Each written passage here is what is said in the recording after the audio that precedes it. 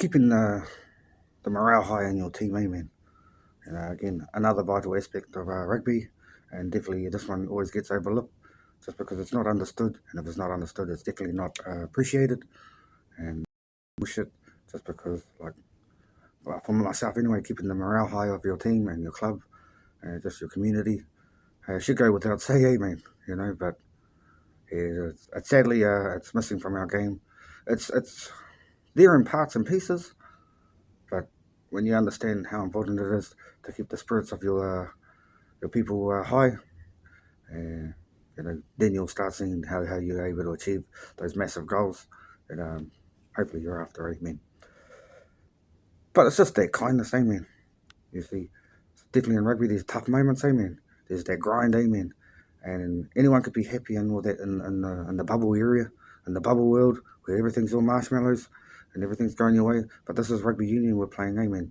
Like, not always it goes your way, and sometimes things work against you. There's a lot of fucking reasons, but it's definitely not a good enough reason to drop your fucking lip, because that's just a fucking weak cunt, man. Ask yourself, what professional rugby player will ever drop his fucking lip and do I don't want to do this anymore because it got hard. They'll just look like fucking idiots, and definitely that's not what they're about. Uh, Having that self-motivating attitude and self-reliant attitude is only because when you know who you are as a person and know your identity, and you've shaped it in a solid way so that you can produce that character out there. Now that's how you're gonna take it upon yourself to always lift your team's morale, lifting their spirits. And I like to do it in the grind, and especially when things are going hard, getting tough. So sometimes the training's not going the way of the team. Like, just you as a player, can change the whole dynamic just by having that positive attitude and using your habitual language. That just means the shit that comes out of your mouth, but only staying in the positive mind frame ones, not using negative words. Like, it's deliberately got to be controlled, and it's how you approach people. But because we've got fuckwits in the game as well, like we've got those fucking clowns that like to open their mouth but can't back it up. Fuckwits that they just want to hear themselves fucking speak, and to the point where they don't realise that they're actually being a negative cunt in the game, man. That their fucking whole attitude is portrayed out there.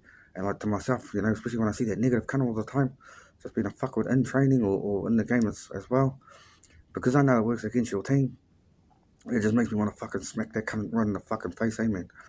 Take one of those in your mouth, motherfucker, if you're going to talk shit, Because definitely you don't have to be a negative cunt in rugby, man. You don't have to say negative words. You don't have to be rude.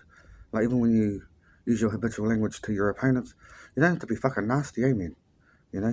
It's just because there's no fucking requirement for it, man. Because your goal should be just always picking your spirit up of your team, so that when you display that out, not just to your opponents, but to your community, that, hey, we're the type of team you should support, just because we ain't giving up on ourselves, so definitely we ain't going to give up on you, man. It's fucking attitude in the end, man. And taking it upon yourself, because it's not just the captain's role, it's not just the fucking, coaching staff and management's role. It's not just their role to fucking pick up the spirits, bro. It's every fucking cunt who wants to identify as a rugby player. You have a responsibility, not just to yourself, but to the team and the sport that you play, to be a fucking proactive type of player, man. And displaying that type of attitude out there uh, has two effects, One, it picks your team up when they're down, when things don't go against you. But it's letting your team know what type of character you are and that you can be trusted. Because when the going gets tough, hey, you just fucking step up to the mark. Because you ain't giving up. Because that's not what you're about. Because having a high spirit is definitely going to help you and your team in whatever you wish to achieve. But it also can fucking define you as a human being, so that you can take that out into the world. Because that's what you're meant to do when it comes to rugby, is learn everything you can about rugby so you can take it out into life and just be that awesome motherfucker you're born to be, man. So, once you know, still care for you, Pretty mean, alright?